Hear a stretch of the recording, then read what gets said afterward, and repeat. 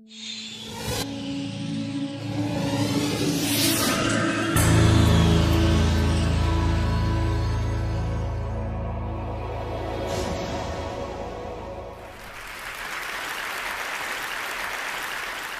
will to live life differently can start in some of the most unusual places. This is where I come from, Todmorden. It's a market town in the north of England, 15,000 people, between Leeds and Manchester, fairly normal market town. Used to look like this, and now it's more like this, with fruit and veg and herbs sprouting up all over the place. We call it propaganda gardening. Corner of our railway station car park, front of our health centre, people's front gardens, and even in front of the police station. We've got edible canal towpaths, and we've got sprouting cemeteries. The soil is extremely good.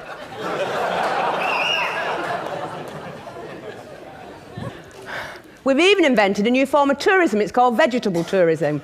And believe it or not, people come from all over the world to poke around in our raised beds, even when there's not much growing.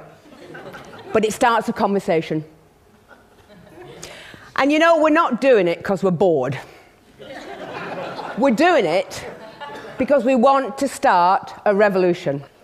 We tried to answer this simple question: can you find a unifying language that cuts across age and income and culture that will help people themselves find a new way of living? See spaces around them differently, think about the resource they use differently, interact differently. Can we find that language? And then can we replicate those actions? And the answer would appear to be yes, and the language would appear to be food. So 3.5 years ago, a few of us sat around the kitchen table and we just invented the whole thing.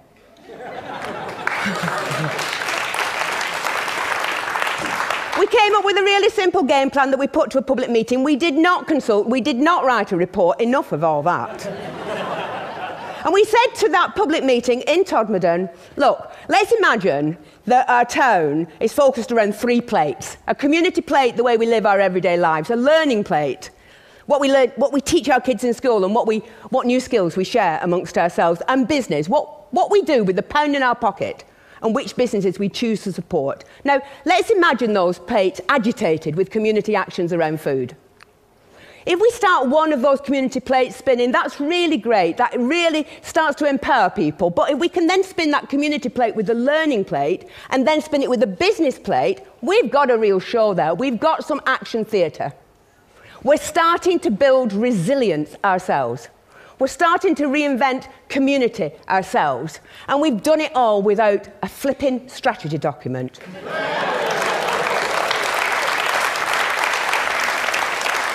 And here's the thing as well. We've not asked anybody's permission to do this, we're just doing it. And we are certainly not waiting for that cheque to drop through the letterbox before we start. And most importantly of all, we are not daunted by the sophisticated arguments that say these small actions are meaningless in the face of tomorrow's problems, because I have seen the power of small actions and it is awesome. So, back to the public meeting. We put that proposition to the meeting, 2 seconds, and then the room exploded. I have never, ever experienced anything like that in my life. And it's been the same in every single room, in every town that we've ever told our story. People are ready and respond to the story of food. They want positive actions they can engage in, and in their bones, they know it's time to take personal responsibility and invest in more kindness to each other and to the environment. And since we had that meeting 3.5 years ago, it's been a heck of a roller coaster. We started with a seed swap. Really simple stuff. And then we took an area of land, a strip on the side of our main road, which was a dog toilet, basically, and we turned it into a really lovely herb garden. We took the corner of the car park in the station that you saw, and we made vegetable beds for everybody to share and pick from themselves. We went to the doctors. We've just had a £6 million health centre built in Todmorden, and for some reason that I cannot comprehend, it has been surrounded by prickly plants. So we went to the doctors, said, would you mind us taking them up? They said, absolutely fine, provided you get planning permission and you do it in Latin and you do it in triplicate. So we did. And now there are fruit trees and bushes and herbs and vegetables around that doctor's surgery. And there's been lots of other examples, like the corn that was in front of the police station and the old people's home that we've planted up with food that they can pick and grow. But it isn't just about growing, because we all are part of this jigsaw. It's about taking those artistic people in your community and doing some fabulous designs in those raised beds to explain to people what's growing there. Because there's so many people that don't really recognise a vegetable unless it's in a bit of plastic with a bit of an instruction packet on the top. So we have some people who design these things. If it looks like this, please don't pick it. But if it looks like this, help yourself. This is about sharing and investing in kindness. And for those people that don't want to do either of those things, maybe they can cook. So we pick them seasonally, and then we go on the street, or in the pub, or in the church, or wherever people are living their lives. This is about us going to the people and saying, we are all part of the local food jigsaw, we are all part of a solution. And then, because we know we've got vegetable tourists and we love them to bits and they're absolutely fantastic, we thought, what can we do to give them an even better experience? So we invented, without asking of course, the incredible edible green route. And this is a route of exhibition gardens and edible towpaths and bee-friendly sites and the story of pollinators. And it's a route that we designed that takes people through the whole of our town, past our cafes and our small shops, through our market, not just to and fro from the supermarket. And we're hoping that in changing people's footfall around our town, we're also changing their behaviour. And then there's the second plate, the learning plate. Well, we're in partnership with the high school. We've created a company. We are designing and building an aquaponics unit in some land that was spare at the back of the high school, like you do. And now we're going to be growing fish and vegetables in an orchard with bees. And the kids are helping us build that. And the kids are on the board. And because the community was really keen on working with the high school is now teaching agriculture. And because it's teaching agriculture, we started to think, how can we then get those kids that never had a qualification before in their lives but are really excited about growing, how can we give them some more experience? So we got some land that was donated by a local garden centre. It was really quite muddy, but in a truly incredible way, totally voluntary-led, we have turned that into a market garden training centre. And that is polytunnels and raised beds and all the things you need to get the soil under your fingers and think, maybe there's a job in this for me in the future. And because we were doing that, some local academics said, you know, we could help design a commercial horticulture course for you. There's not one that we know of. So they're doing that, and we're going to launch it later this year. And it's all an experiment, and it's all voluntary. And then there's the third plate. Because if you walk through an edible landscape, and if you're learning new skills, and if you start to get interested in what's growing seasonally, you might just want to spend more of your own money in support of local producers. Not just veg, but meat and cheese and beer and whatever else it might be. But then we're just a community group, you know, we're just all volunteers. What could we actually do? So we did some really simple things. We fundraised, we got some blackboards, we put Incredible Edible on the top, we gave it to every market trader that was selling locally, and they scribbled on what they were selling in any one week. Really popular, people congregated around it, sales were up. And then we had a chat with the farmers, and we said, we're really serious about this, but they didn't actually believe us.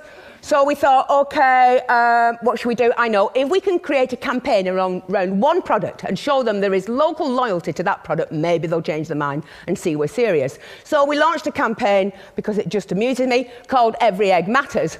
And what we did was we put people on our egg map. It's a stylised map of Todmorden. Anybody that's selling their excess eggs at the garden gate, perfectly legally, to their neighbours, we've stuck on there. We started with 4. And we've now got 64 on. And the result of that was that people were then going into shops asking for a local Todmorden egg. And the result of that was some farmers upped the amount of flocks they got of free-range birds, and then they went on to meat birds. And although these are really, really small steps, that increasing local economic confidence is starting to play out in a number of ways. And we now have farmers doing cheese, and they've upped their flocks of rare breed pigs. They're doing pasties and pies and things that they would have never have done before. We've got increasing market stalls selling local food, and in a survey that local students did for us, 49% of all food traders in that town said that their bottom line had increased because of what we were actually doing. And we're just volunteers, and it's only an experiment. Now, none of this is rocket science. It certainly is not clever, and it's not original. But it is joined up, and it is inclusive. This is not a movement for those people that are going to sort themselves out anyway. This is a movement for everyone. We have a motto: if you eat, you're in.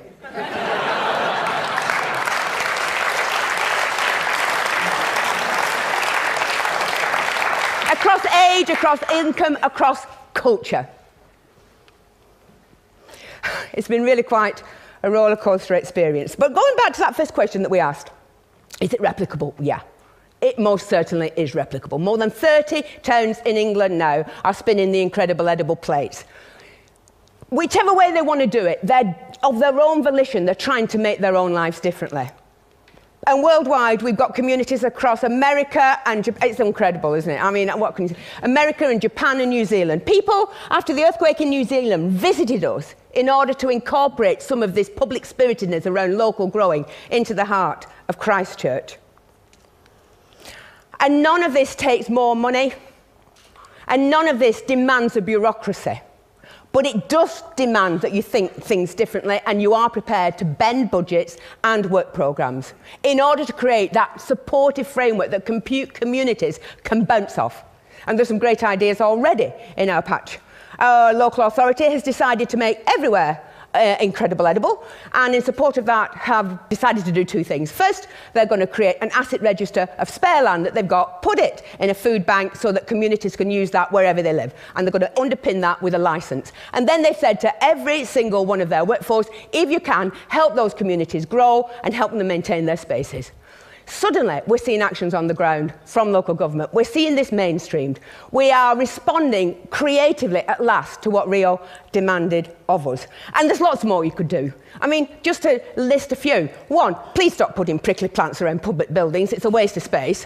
Secondly, please create edible landscapes so that our children start to walk past their food day in, day out, on our high streets, in our parks, wherever that might be. Inspire local planners to put the food sites at the heart of the town and the city plan, not relegate them to the edges of the settlements that nobody can see. Encourage all our schools to take this seriously. This isn't a second-class exercise.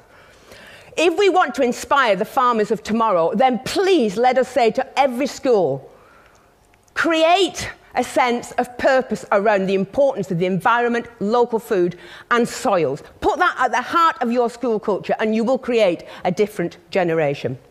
There are so many things you can do, but ultimately this is about something really simple. Through an organic process, through an increasing recognition of the power of small actions, we are starting at last to believe in ourselves again. And to believe in our capacity, each and every one of us, to build a different and a kinder future. And in my book, that's incredible. Thank you.